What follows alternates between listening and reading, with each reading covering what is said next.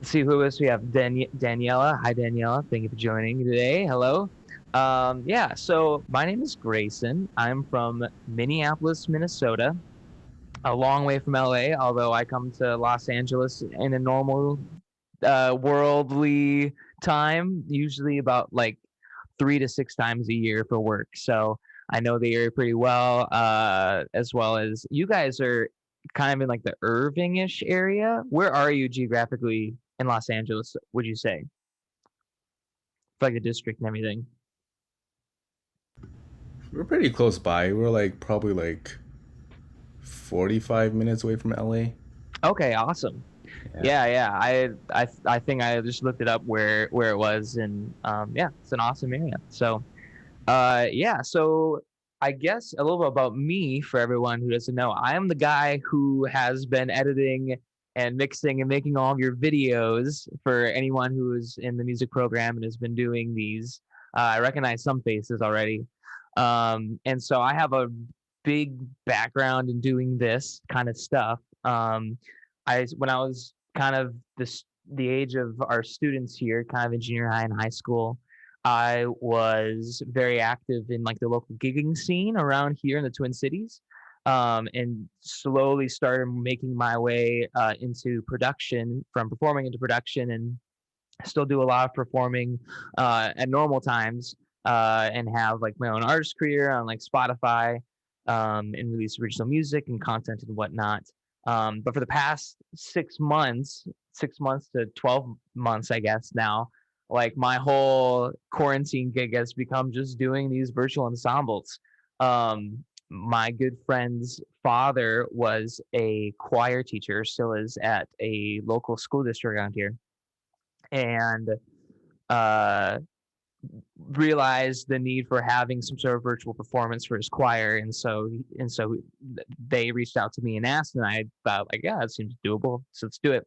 And just did it as like a favor, and then they posted on like maybe where Jonathan got in contact with me on like some sort of Facebook forum, and all of a sudden we had like 100 inquiries of different school districts looking for these services. And since then, it has become a full-time job. So yeah, and I'm just really excited for the opportunity to be here today and kind of show you a lot about audio production for anyone who is interested in recording or just how it works, really.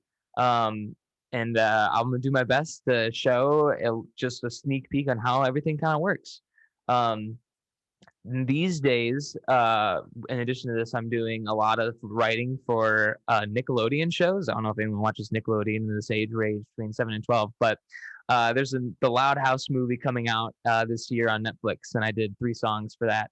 So anyone who watches the Loud House, you're gonna see and hear my voice singing. So I can't share it. I would just screen share and show you the video, but I can't. So anyways, if you're watching the Loud House or any of those shows on Nick Jr. or Nickelodeon. I think it's not us, is Nickelodeon. So yeah, so that's kind of a little bit about me quick. Let's dive into the lesson. As I go through this too, I just want to say that if anyone has any questions as we go, a lot of this is going to be pretty a lot of this is going not I'm going to try to make it intuitive as possible. If you have any questions on the fly, I want just you to drop it right in the chat. And if it's something that is quick, that it help you explain a little better what's going on, I will do my best immediately to just kind of answer any questions. So let me see. I just want to make sure I have my chat thing figured out. I think it's floating right here. Does this look good? Jonathan, could you just type something in the chat just to make sure that I can see the chat? I just want to find where it is on my view here. Did it pop? Window. Let's see. Miss Jerome says she loves the Loud House. Loves the Loud House. Oh, I do. awesome. I love it. And the theme song is so great. Oh, yeah. Absolutely. Yeah, we've been doing songs so the new movie is all about Lincoln and his journey and him finding himself and stuff. So we do a lot of songs for Lincoln, the boy character with like the white hair and stuff. Nice. Okay, I'm not seeing this chat window. I'll give up if I can't find it after a It while. might be up by like where you're sharing your screen. Oh, hey, View it's hiding. It options. is hiding back here, isn't it? Lovely. I like food. Awesome. Oh, there we go. Beautiful. Okay, lovely. I am going to bring this down here and get situated. Southeast from LA. Oh, wow, we got people talking. I'm so sorry. All right, thanks for everyone. Okay, cool. Let's begin. Any questions as we go, please just let me know in the chat and I will do my best to explain something better. Okay, what we have here, and just to be clear, everyone can see this screen with all the audio tracks on it. Yes? Thumbs up, nods. Beautiful, cool. This is, start with the basics. This is Logic Pro X. This is one of maybe the 3 biggest audio softwares. This is the one that's provided by Apple. So anyone like me who's like super just a diehard Apple fan, you'll find that this is a very intuitive place to be if you want to get into audio production. It's kind of like it's like if GarageBand is very similar to this. This is like the pro version of GarageBand essentially. So if you do have any if you do have Apple devices or an Apple laptop or access to anything like that, GarageBand's totally free. And a lot of the stuff that I'll be showing today can be applied to GarageBand and stuff to some extent. So hopefully the fundamentals of this will lead there as well if you're looking to start your journey in audio production. I have here set up Cakewalk is also another good one. Cakewalk's a good one. I have here a sample. This is a virtual ensemble that I did maybe a few months back, and I just remember that this group was really, really solid. Little editing needed to be done, so I just pulled it up right here. I'm just going to just play a little bit of what it sounds like all together, and then we're gonna start bringing it down into the little pieces. So this is what it should sound like on your end right now.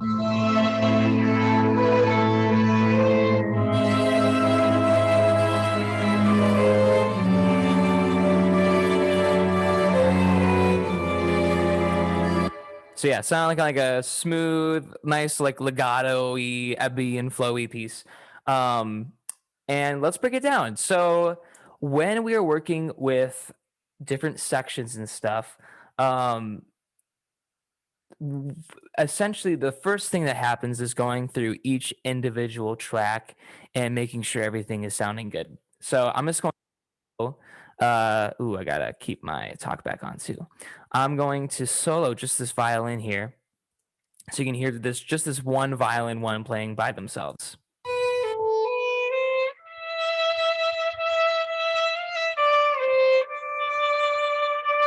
So very good player for the high school age, wherever they are. Super awesome. Over here on the left side, if you look over here, we have the plugin window for this. Essentially, how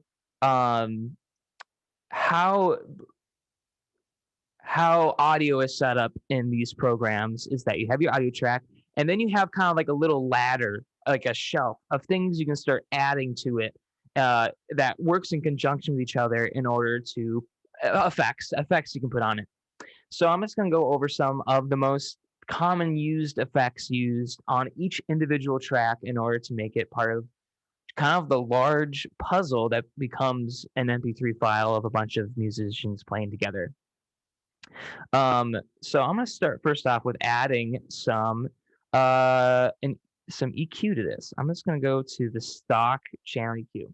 So you should be seeing kind of like this band blue box in the center of your screen right now.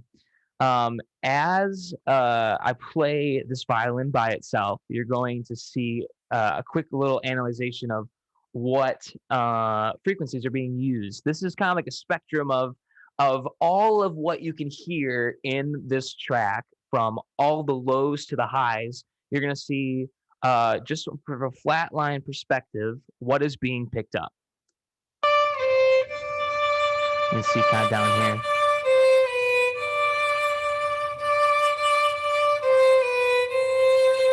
So we can see that a lot of what's happening is we're getting stuff in the mid to high range right here. This like thin red line here is really what we're getting here. Now with the violin, violins really shine from the mids to the highs from the frequency spectrum. Something that is really common in EQing is simply just taking the bottom out, because this is essentially all this low end of a violin. Either the ear can't even hear it really audibly, or it's just not something that needs to be heard when we're doing this final mix. And what this is doing is it's carving out room for the cellos and the bass voices to have their own part. Because if everyone is just playing how it is normally in a live hall or whatever it would be, that'll be fine because there's so much space for the frequencies and for you to hear and enjoy it. When we're making some audio for MP3, for your phone speakers, for your laptop speakers, it's a lot smaller of a space. And because of that, we need to start chopping away a lot at a lot of things.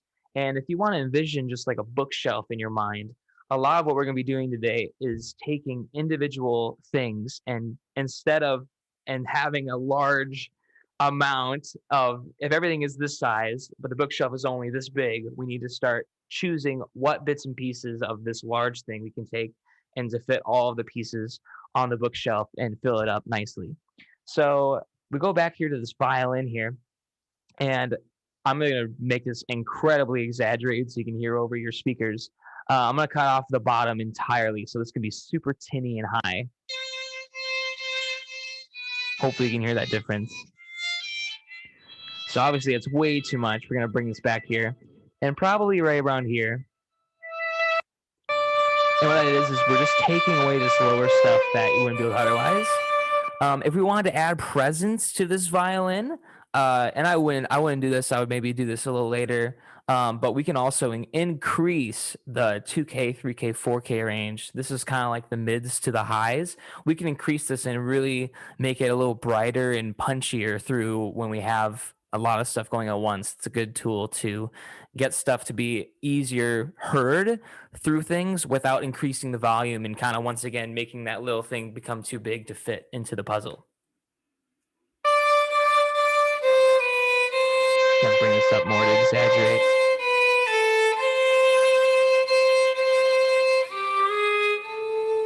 And if I were to subtract this, all of a sudden it sounds dull and not even warm, but just kind of like just a little duller. So go there. So that is EQ, and basically everything on here is EQ to some extent. I'm gonna come over here. Ooh, it's kind of being blocked by my chat. I'm just gonna move that quick. Move that here for now. Let's see, where are my cellos? Here they are. I'm gonna actually bring this over here instead. So sorry, gang. I'm just gonna take a normal cello, I think. Let's see how this player sounds. Here's a cello part.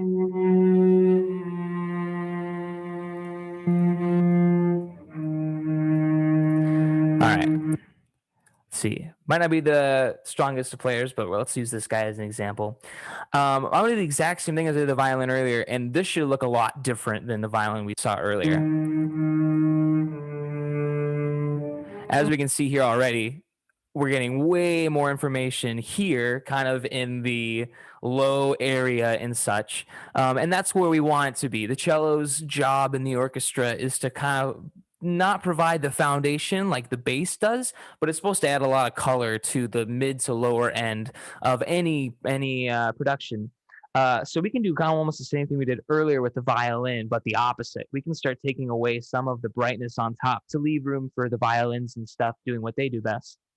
And even with a cello, I also like to maybe bring in the low end as well to cut some room for the basses, because the basses live like way over here on the left.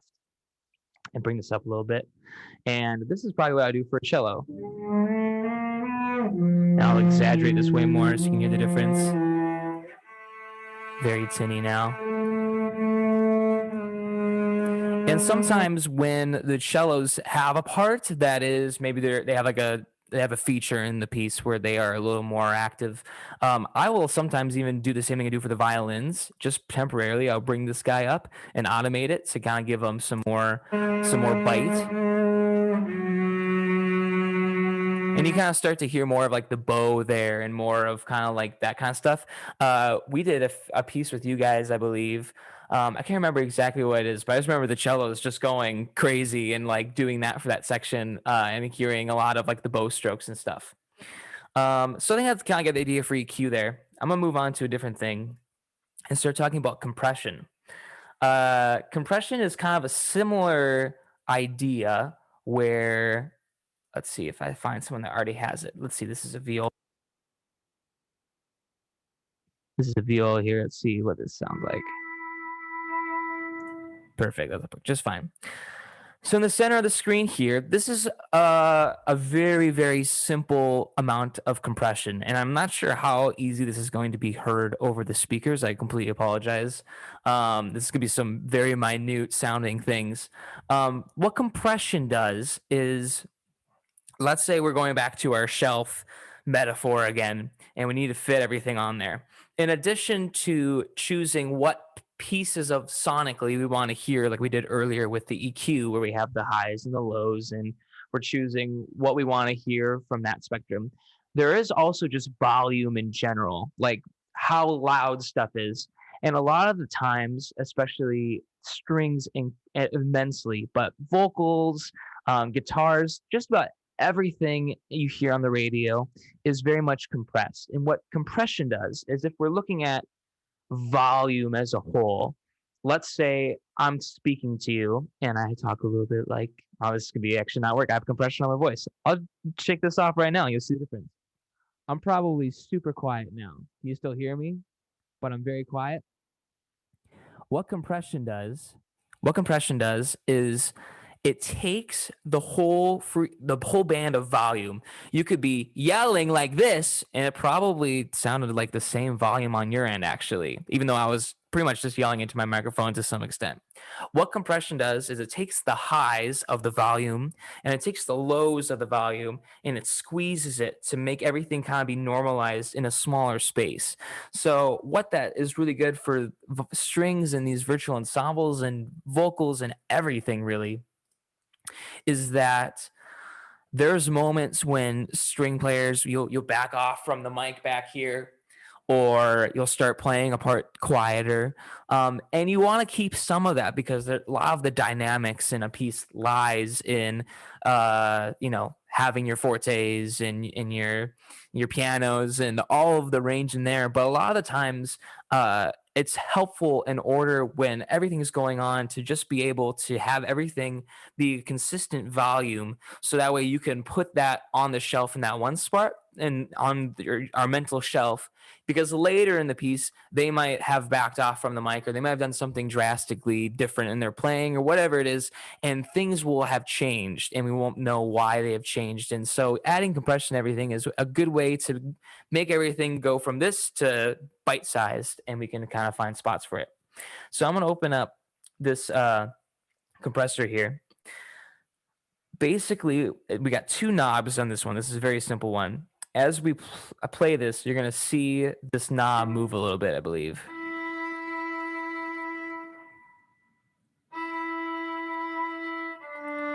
And what it is, it's reacting to the input.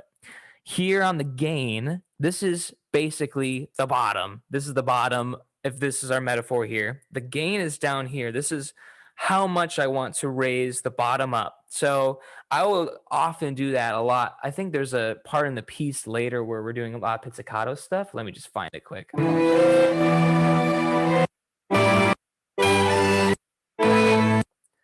think it's somewhere. Not pizzicato. That was close. Tremolo. But anyways, down here, when all the voices come down really low, here, this viola, let's go back here. This viola here, without the compression on, I think it's immensely quiet. Can hardly hear it. And it's doing what the player is doing, what they're supposed to do. They're supposed to be very quiet, but it's to the point where it's going to be not even audible in the audio recording anymore. So by using the compression, I'm able to bring this up a little bit. You see that when the player is doing the tremolo, it was hardly reacting here and here. It was not taking away. it was just raising up with the gain feature. And if I were to bring the gain down, I'm essentially, instead of doing this now, I'm not raising the gains as the bottom as much, and it's quiet again. So we want to squeeze it up and make it a lot more audible here. So we can hear this player here. Peak reduction is just the opposite, but it's the same thing. It's taking the top and deciding, here's the top of the ceiling. When you're playing super loud, I don't all of a sudden want to hear, in our mental shelf here, all of a sudden this guy is popping out and it's huge and it's distracting from everything else. And I want you to make sure you stay in this range. It's basically we're deciding this is the space you can occupy in your dynamics, and just kind of lowering that. So later when this violist plays a little more, I can go even further, and now we're reducing it by 20 decibels. Very quiet. It's probably too much. We want to give her some more room to play here. And that's more of a healthy place to live, I would say. And then, of course, here as well, as you see on the left here, as far as volume goes, everything is kind of even, I would say, for volume. And this is kind of the master fader for volume for everything. So when everything's going at once,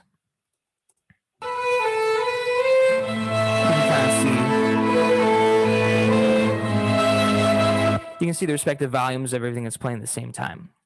I'm going to open up. This is kind of like a virtual version of when you see a picture of a studio or whatnot, and you see a big console on the desk and all the faders and all the buttons and stuff. This is like a digital version of that. It's exactly a digital version of that. We can see here, this is the same plugin chain that we kind of saw earlier, where we can add our effects and whatnot. What happens when we have the sections? Here's the violin 1 section, violin 2, viola, cello, and so forth. Once all of the individual tracks are kind of once all the individual tracks are sounding how they should sound individually by themselves, I like to send them off to what's called a bus in this. It's basically just shipping this section off to one track by itself, so I can hear what they sound like, just the section. So if I go down here, I'm just going to solo here, just the violin 1 section. This is all the violin 1s up here. Let's me hear. Right, we got 5 violin 1s playing at once, or 4 maybe. I think this wasn't a stronger player, so I just brought it down probably. So let's say we get here and we would like to apply some more, want to apply stuff that would apply instead of just to one to all of them. And this is a good place to start making more dramatic things when we're talking about mixing. So I'm gonna turn on the EQ here, what I have going on here. A similar thing earlier, I brought down the bottom to all of these players. Again, I make it super tinny so you can hear.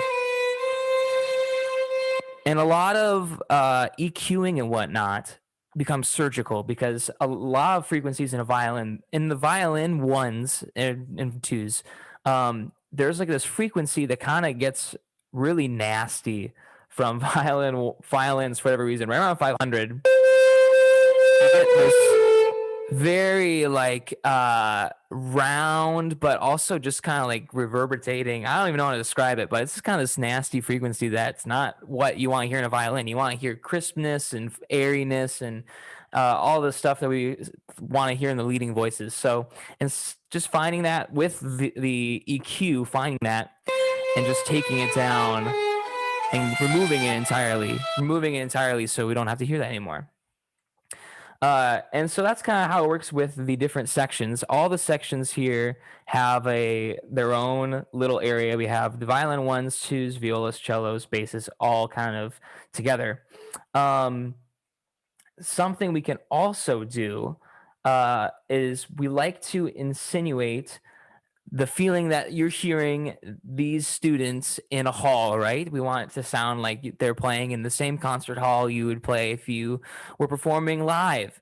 And when you think about what does it sound like when strings or anyone is playing in a live space, you think about like hearing it sound loud and reverberating off the walls. And so to insinuate that, and maybe one of the most common effects um, ever to really you'll ever hear on anything is reverb.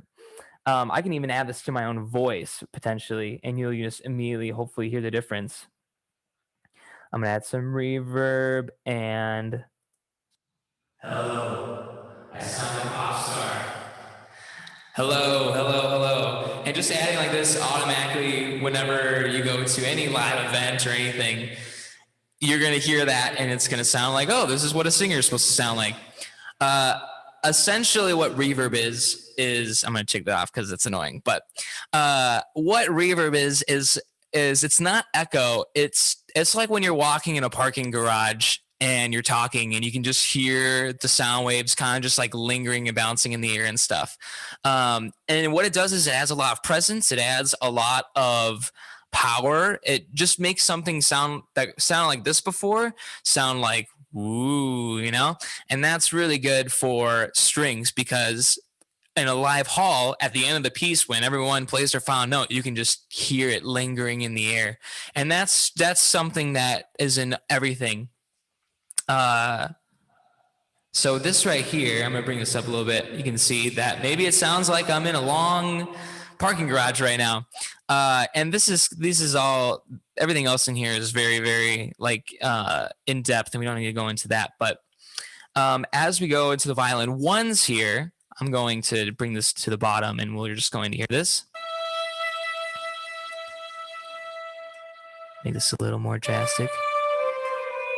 All of a sudden, it sounds like they're playing in the London Symphony Hall. And it sounds like instead of being right here and really dry in your face, it sounds like they're on a stage and they're in a place and it's all around you. It's making the audio go from being like me to you to being in the whole space. That's what reverb does.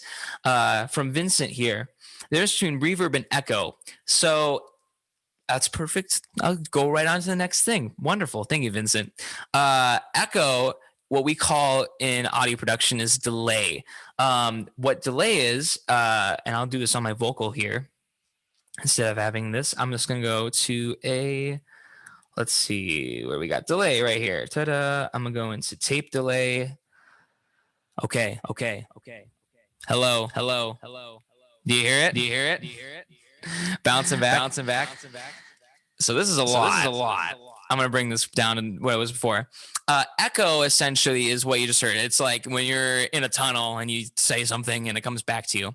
That is something that is used all the time in vocals. It's used a lot in guitars and whatnot. It's a really helpful tool to, once again, instead of making it feel like it's everywhere in the air around you, it's just making it feel a little more with more presence, but in a different way, I guess. So if I were to do this when I'm singing, hello, that's kind of got what it's doing. I'm going to make it a little, you can change when you do delay.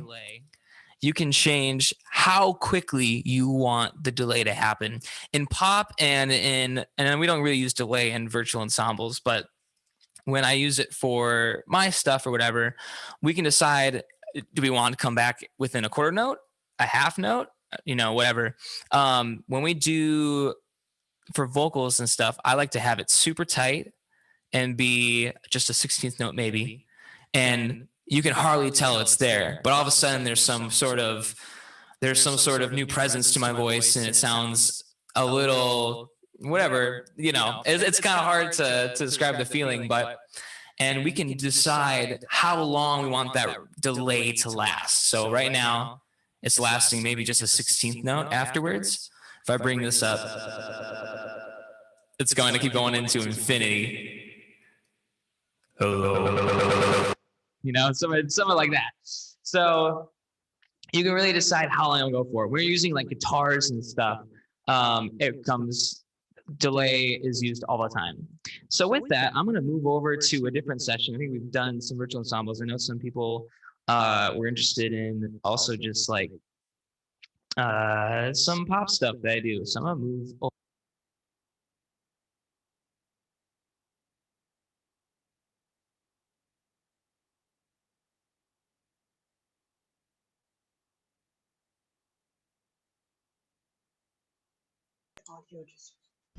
These songs take some time to load.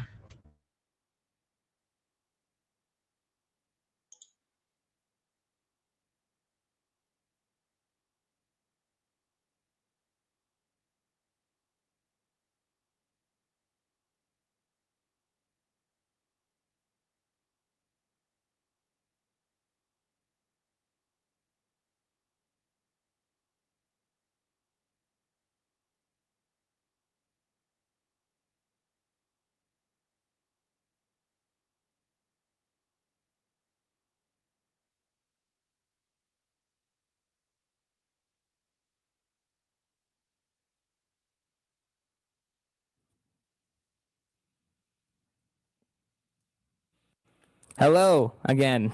Can you hear me? Sorry about that. I forgot.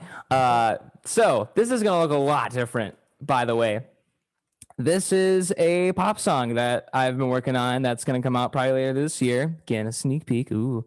Um, it's gonna look significantly different. Instead of having long live recordings, when it comes to recording for modern commercial projects, it'll be a lot of coming over here to the verse and recording a little bit, going back there, recording a little bit. And so here's just a little quick thing on what this guy sounds like. That's what I like about you. I can lay with you forever. I can die inside your arms. Yeah, it's kind of got some grooves, some Tame Impala vibes, some super upbeat, chill stuff. So yeah, so let's take just the stuff we were talking about with virtual ensembles and apply it here. Right in the beginning, let's see, this is the beginning of the song right here. We got the fire on the TV.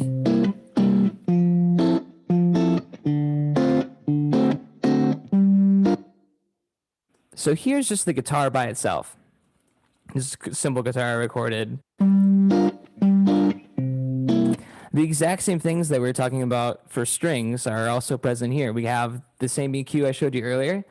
And with the guitar, getting rid of the low end, bringing up the 300, 400s, and bringing up a lot of the highness over here. That's too much, but you want make it sound a little airy, because without this, I'll show you the difference, by the way, of just what it sounds like with and without. That's without. With immediately just sounds brighter, cleaner, a little just crisper. Does a lot. Now that we're in commercial pop music, compression, which kind of made a difference a little bit earlier, makes a ginormous difference here. Without it, quieter, losing some of the low notes in the parts that didn't shine before. Now you're hearing more of the stuff as when you play the note, it starts fading and you start to lose some of that color and clarity, kind of brings it back up. So yeah, these are just the simple things that is used on literally everything. And a lot of this is once you have the fundamentals, you can start doing whatever you want. I'm going to bring in the bass here to show you how we treat bass stuff, much like a cello.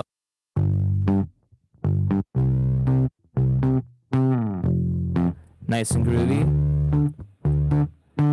Same thing before. Here's another compressor. It's a little different, but basically the same. It's a little more. And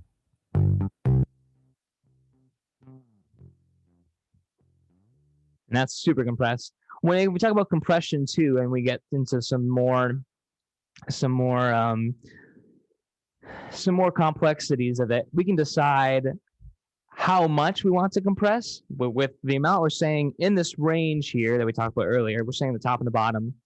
the makeup here, that's the bottom again, and the threshold is the top.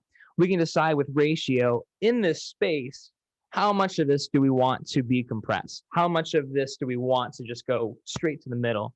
And that we can change with ratio here. We can decide with attack how quickly we want it to do this.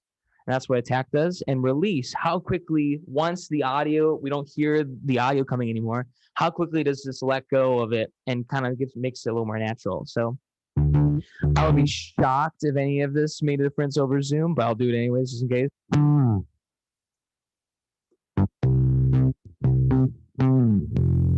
So this would be super quick and crisp, basically. Doing over here. Oh, I need to set this. Right here. There's no way you can hear a difference over Zoom. I apologize, but promise it's doing things. Yeah. While we're here, I know we're approaching. I can go until top of the hour, but does anyone have any questions as we're now in this kind of pop section of anything you want to look at? We have here's all the percussion just.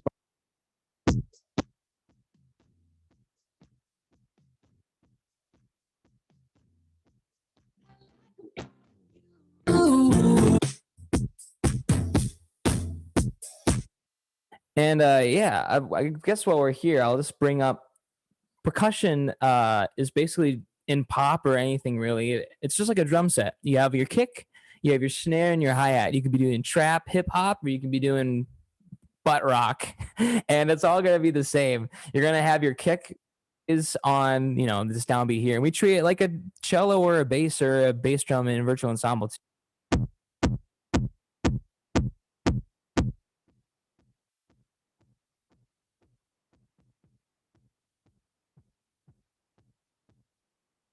We wanted to, like there, we could bring it all the way down and we can just get like the low sub bass of the kick here.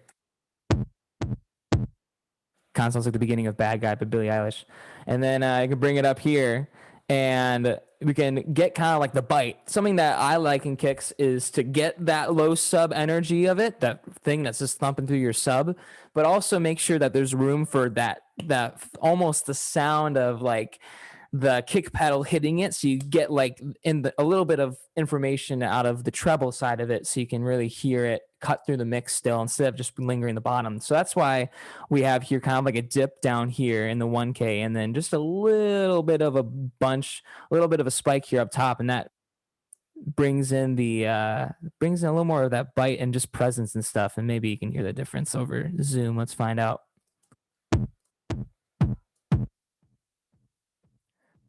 Get rid of this.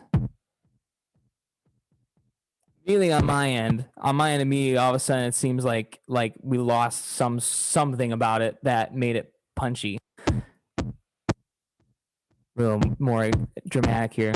And that makes it so you can actually hear it a little more in the mix and stuff. Yeah, and so literally just like the two compression, EQ, some delay. The vocals is a little more, I would say. I have a lot going on here. I have a little bit of auto tune on it just for whenever I went off. This is how it is, my friends. This is just another compressor that's really good on vocals. Charlie Puth uses it all the time, and that's kind of where I got this guy from. And so I use this guy a lot. That's just a really hard compression. It just puts everything squeezed immensely. And after that, it's kind of all the same thing. It's another EQ band for vocals. It's a little different. It's a little different, but otherwise it's very much the same. It's just kind of taking the high end and just making it a little clearer. That's what I like about you. That's what I like about you. That's what I like about you. So it's small things. Bringing the warmth you find kind of here, getting rid of this radio-y, like nasally sound. Meh, don't want that. That's what I like. And kind of just keeping, for male vocals, you usually will keep some of the low stuff in there too. Yeah. So sorry. I hopefully that is. I will gladly go into the chat here and see if anyone has any questions. I can hop around here, or it doesn't have to be in here. Whatever you like. Let's see. I'm sorry. I got some catching up to do here. We need elevator music. That's probably when we were waiting for it, wasn't it? Yeah, let me know. I'll keep watching this chat here and I'll just keep going. Jonathan, are we going till 45? Are we going to top of the hour, or what would you like to do? I figure we could go top of the hour if anyone has any questions. I was wondering if you can go a little bit into the how auto-tune works. I think that would be interesting. Sure. Yeah, of course. I have no. Hopefully this take is not bad, so you don't hear how bad my singing is occasionally. Just kidding. I feel. Yes. Let's see. Where am I? Right here. Do. Okay, here we are. Here's my vocal without autotune. I feel so naked right now all of a sudden. Oh, wait, what key is this in? This is going to be the wrong one. What key are we in? I'm so sorry, gang. I think we're in F. We're in F major, I think. F. Yeah, let's see. Well, we're going to find out real soon if that was right or not. That's what I like about you. That's what I feel confident that was the right key. How autotune works is you basically just set up, you choose the key that you're going to be in. Over here, we have, this is how quickly you retune it. If I wanted to sound super T-Pain-y, I could just go, shoot. That's what I like about you. That's what I like about you. That's what I like about you. Right? That sounds like super like T-Pain-y, not great. So I back off on this entirely a whole lot. Whatever that was for. Without it, here we go. This is sound like auto-tune. Hopefully it's not bad. That's what I like about you. That's what still pretty I like good about you. That's what I like about you. Honestly, did you hear the difference? I didn't. Oh man, where did my gallery go? Oh shoot. Yeah, hopefully you didn't hear a difference. But it's just good for sometimes when you get a good take, you get a great take and there's just one note where you might have just barely missed the mark a little bit. And instead of having to redo it there, the color just isn't good. And it's just better to just save yourself the time and just make everything be perfectly in tune. So that way it doesn't detract from the experience. Let's go into the chat. Oh, here's my window. Hello, everyone again. Let's do some questions. How long does it take usually to build one of these songs? This is like a finished mixed thing. So when you're watching the loading screen and you just hear like loading ozone imager, no, it's going through all the different plugins and stuff. So that took forever, but usually it takes like 2 seconds. What are the technical requirements to use the software? You know what? I can just show you kind of everything I have in this room right now. Sorry, this is going to be, hopefully this is okay. You're going to see, whoa, into infinity. This right here is an interface. How interfaces work is it turns in the back. I have my microphone plugged in. And what an interface does is it turns your audio and it turns your guitar or whatever it is, it turns it into binary code for the computer, and it goes into the back and it plugs into the computer.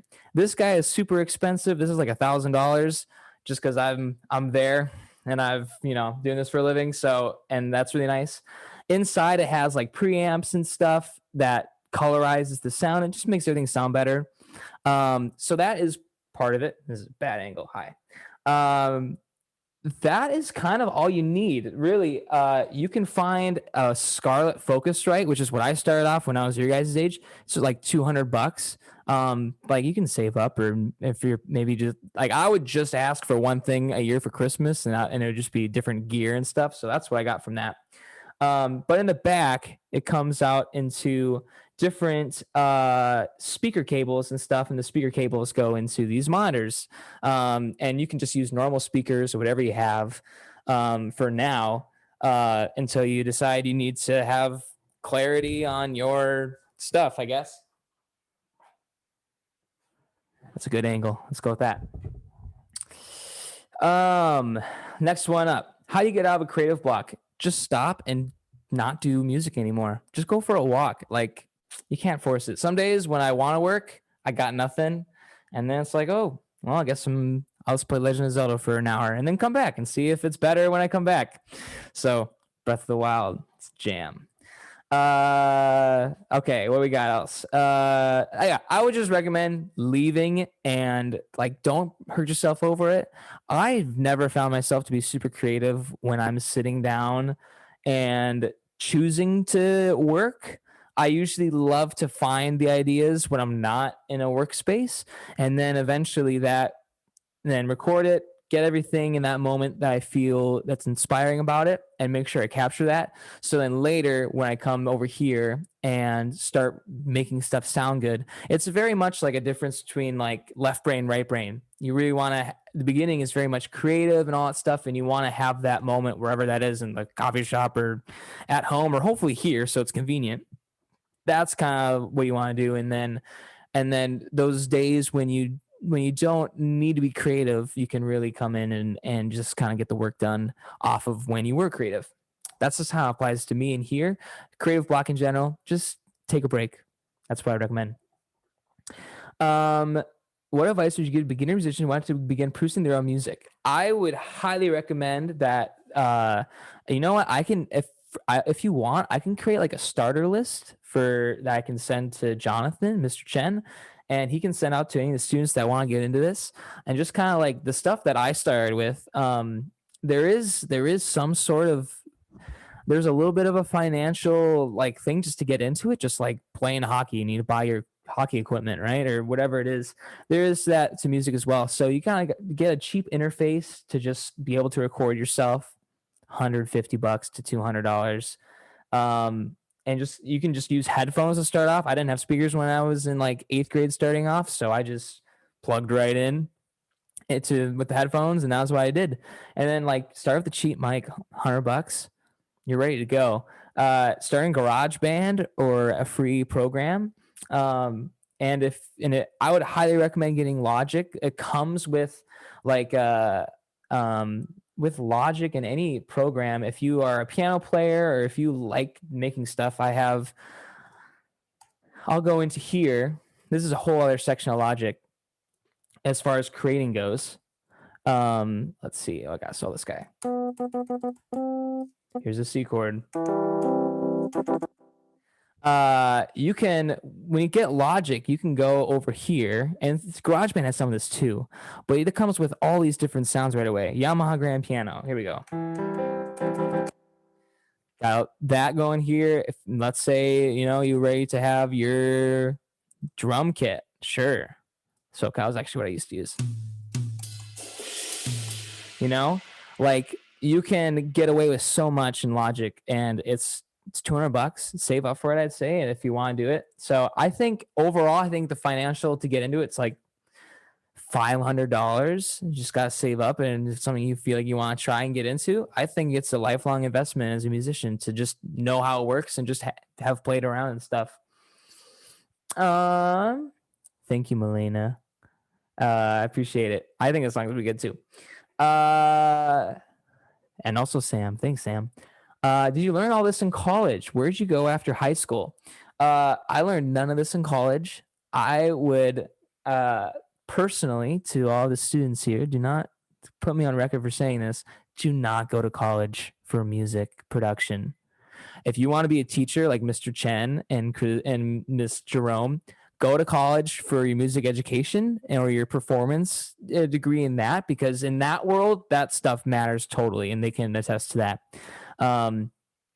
In audio production, the average degree, like going to, there's not many schools. Like the small exception is if you get a really good like scholarship to like Berkeley or something, because that's like a huge name and everyone knows that, and you get so many connections from that. That's great.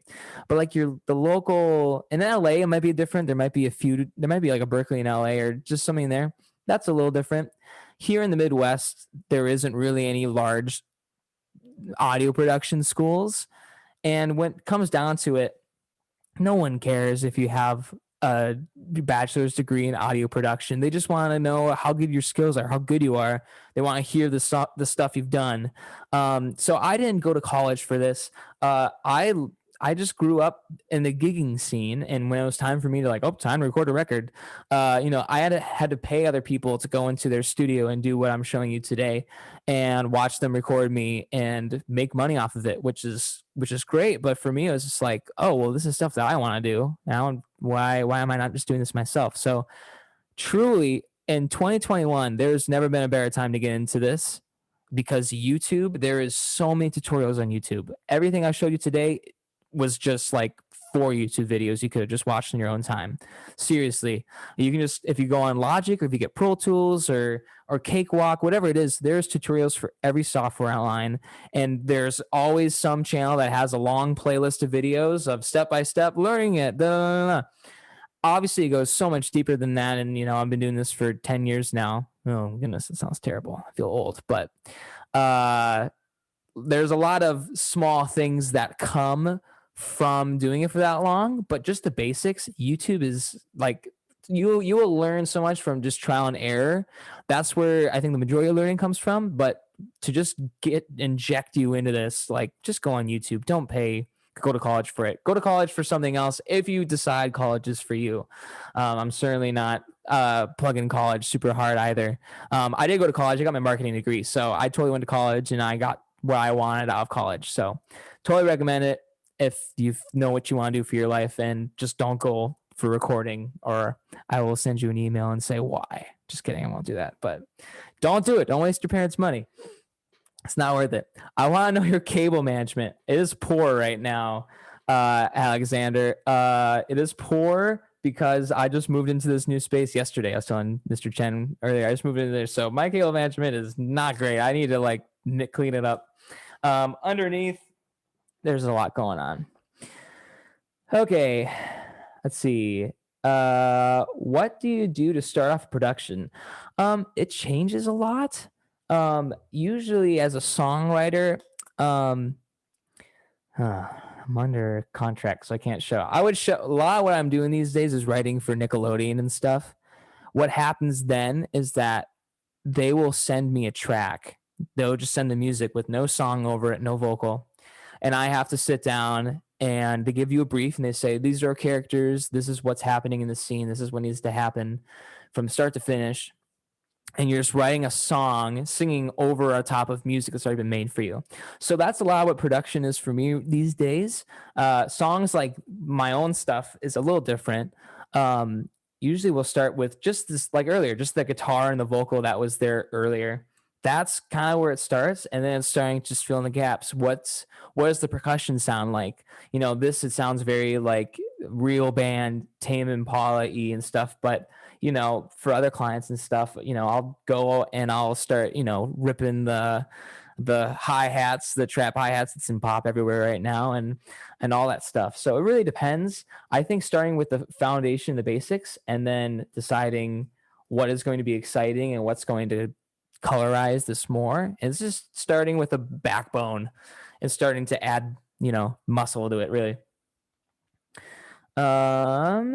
What's the first thing that goes through your head putting a song together? It's changed over the years. When putting a song by itself, it's mostly making sure that it's going to be good before you even start, because this whole production here, when it was decided to do this, I think this is like a 3-day, start to 12 hours a day just working on this. It took a lot. So I think when putting a song together, the first thing is making sure that the hook, whatever's at the end, I think in this song specifically, I'll go into the song here. It's kind of this moment. The time gets a little, oh, every second feels so right. That's what I like about you. That's what I like about you. And that just kind of felt like that seems worth it, right? And that makes sense. And then the rest from there is that's what I like about you. That's the hook. So what do you like about that person when you're writing your love song, right? That's what all the verses are for. And so again, it's just making sure your back, the walls and the foundation of this house is worth building on is really, I think, the first thing that goes through my head when I'm getting ready to do anything creatively.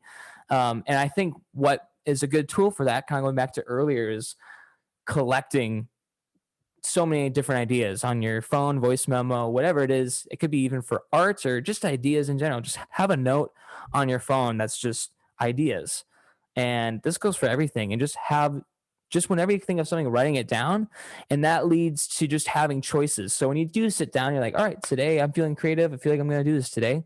You have options, I can even just read off mine I have going right now just to let's see, song titles. And no one steal my song ideas. Got it? I'm telling you right now. Sensitive, survival of the fittest, zillennial. That's a really good one. I'm using that one actually. It's like talking about like there's like being right between being a millennial and a Gen Zer, which is where I live, and how much of an awkward, weird space that is. Cold-blooded, savage, fingertips, magic. Help yourself. Help yourself is pretty good, actually. I think help yourself is going to be like going from like saying help yourself to whatever you want in my house to being like, sorry, I can't be a burden to you anymore. I can't help you anymore. Go help yourself. So anyways, lots of ideas there. So just collect ideas. And is all those worth building your house on? Probably not. But a few of them are going to be. So that was a super long question, or an answer to the question, a very simple question. Is an iMac a good computer to use? Absolutely. Honestly, iMac, and just like, I will say that Apple is kind of like the monopoly of audio stuff. Especially if you ever get to the point where you're working with other people, it's really tough to go between PC and Mac. So even an iMac from like 2010 and earlier, for the level you're probably starting at, it's going to be just fine. Some community colleges like Mount Sac or Fulton will offer a 2-year school program without engineering, but you can still learn your own by just doing it. Ah, yes, Ms. Strom, that's correct. Yeah. If you feel, another thing too is that like I've always felt like I don't need to be held accountable in order to get stuff done and just learn, because that's like, this is what I'm going to do. Some people aren't like that. Some people really do well in the classroom setting, and they need to have homework. They need to have deadlines. For me, I've just always been into it, so I've never needed that. But if you feel like if you get a nice deal going to somewhere and it seems like you want to do, and that's what you want to get into it, I certainly do not want to stop you from pursuing this further if you feel like you find a nice little program that you can use. Otherwise, go on YouTube, and I think you'll find that you can learn just so much. Just allow yourself to learn. Don't get distracted, and just sit down and just treat it like school. I said there's a lot going on underneath, but you got us, man. This is some of your stuff beforehand. It's great. Gave me motion to start up again. Well, thank you, Milena. I appreciate it. That's too good. Thanks, Sam. Yeah, there's a lot of stuff going in here. I know we're running out of time. I'll see what else I can pull out here. That might be. There's like some guitars going here. That my chat's in the way. Let's see. Where are they? Where are these things? These guys? What I like about you.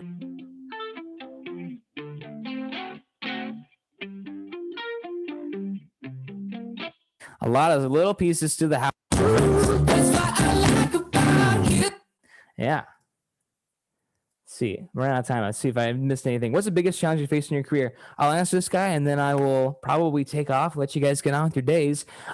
Setbacks. I think it's the biggest stuff is like right before COVID. I mean, I want to preface this by saying that COVID has done so like upheaved other people's lives much more than my own. So I'm just playing my small fiddle right now. I want to just say that right off the bat. But it's just like the setbacks of that. Right before COVID happened, I invested a lot of money and a lot of time to kind of do a lot of conventions, performing for labels and colleges, and we had all of these gigs booked around the country, and had all of like tours lined up. Like pretty much was like, oh my goodness, this is finally happening. Let's do this. And within 2 weeks after that, COVID happened. In a panic, all the gigs canceled, like they should have. But in the moment, it all happened like a 3-day period, and it's like remember just going into such a slump after that, thinking that, oh my goodness, what am I gonna do now? Like I just lost all that money that I put in, like pretty much all my money I had, and just feeling like, well, what am I supposed to do now? And then I was like, well, I guess I'll just keep putting out songs. And so I put out a song in April right before the murder of George Floyd here in Minneapolis, where I live. And you can just imagine, like, how do you promote a song when all of a sudden there's people protesting in all of the streets? And where am I and it to say that, like, oh, this is all happening right now, but listen to my song? Like, no, that stuff's way more important than plugging my song, right? So all of a sudden, like, I lost all my money, all the gigs went away, and I put out a song just being like, all right, well, I guess keep doing this. And then immediately just kind of being, even though rightfully so, kind of denied being able to do that. So I think the biggest challenge is just stuff from the outside, really just um, you can't control what's going on outside, what's going to happen in your life. And I think just when you get knocked down, just the slow coming back up and doing stuff. So like all this, so in the past year, I just recorded songs like this one, and they're all going to be coming out later this year, and going to try it all again, going to do the label showcase run, going to do all the college shows and all that stuff. So I think it's just the biggest challenge is just adapting to when life has other plans for you, and how you're going to respond to that, and making the choice if this is still worth putting your time into. And it's okay if that's a no. So far for me, it's always been a yes. So yeah. Can I get contact info? What is your Spotify? Oh my goodness. I'll just shameless plug right. 50,000 monthly listeners, about to be 50,020 monthly listeners, right? I'll plug it right here in the plug it right here. Copy Spotify link.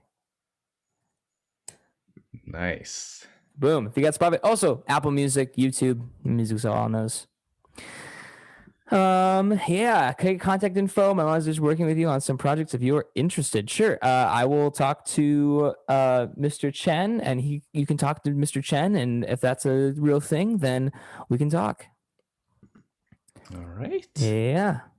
Thanks so much for having me, everyone. I hope I know over Zoom the audio is like a grain of salt compared to like what it's doing, but hopefully just the fundamentals and like the ideas of what's happening when you send in your cello recording or whatever you're playing, or your singing recording, how it's working back here and how much of it is not magic and how much work it is. But hopefully if this made you interested, hopefully that maybe you'll pursue it and be creative on your own. All right. Thank you. We actually have our merch giveaway real quick. I'm going to share my screen. Can everyone check real quick if your name is on this list, and if I possibly missed anyone? I think I got everyone. Some people might have left a little early. If your name is not on this list, please let me know. I can add you. When my name doesn't fit. Yeah, some of your names might not fit on there. So, but yeah, we have 4 things to give away. We have 2 sweaters and 2 t-shirts. Nice. So let me actually write this out so I know which one. So we're going to start with a blue sweater. Do you know what they look like? Do they know what they look like? I didn't take a picture. They're actually sitting in my garage right now. Okay. I did receive them, so thank you. So we have a blue sweater, yellow sweater, and then we have 2 white tees with like a cool blue design in the front. 2, 3, 4. All right. Any names that are missing that I can add? Sam. I have some actually. Wait, this is my merch. Be right back. Okay, awesome. Sam, yes, you are on here, Sam. Luisa, did I get you? I got you, Luisa. Milena, did I get you? Yes. I think I got everyone. Is there anyone that doesn't want to be on this list? That's fine too. We can increase the chances of everyone else getting something. Are you guys excited? Oh, here he comes. All right, who won what? All right, we're gonna start. We didn't want to have you miss out, so we're gonna start with the blue sweater. All right, you guys, here we go.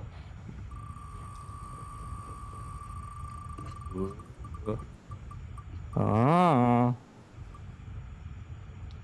Ooh, Oong. Oong, are you here? Yeah, all right. Oong is going to get the blue sweater right there. Very nice. Okay, I'm gonna put Oong in here. All right, next we are doing our yellow sweater. Oh. All right.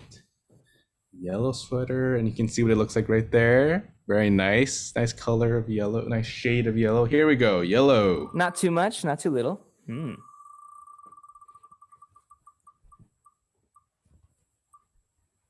Oh, and it goes to Roman. Congrats, Roman. Congrats, Roman. I think I got like a large size for all of them, so hopefully it can fit you. Roman's really tall. He's like 6'2" or something. The ones that were ordered were mediums, but what Oh, can really? happen Medium? is I can send you a large too. If Okay, if that's what we'll needs to work it happen. out then. Thank you. All right, next one we have our first T-shirt. Oh, I forgot there's t-shirts. T-shirts look nice too. Just take my word on it.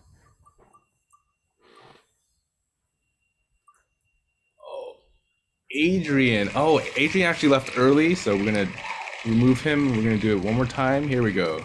Oh, one more chance. I love how Mr. Rome's on here too. Okay.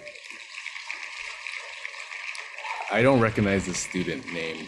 All right, Caslin. Yay. Caslin? The choir student. Yay! Caslin. Congrats. All right, Congrats. I'm gonna put Caslin right here. Caslin, congratulations. All right, and for the last one, you guys.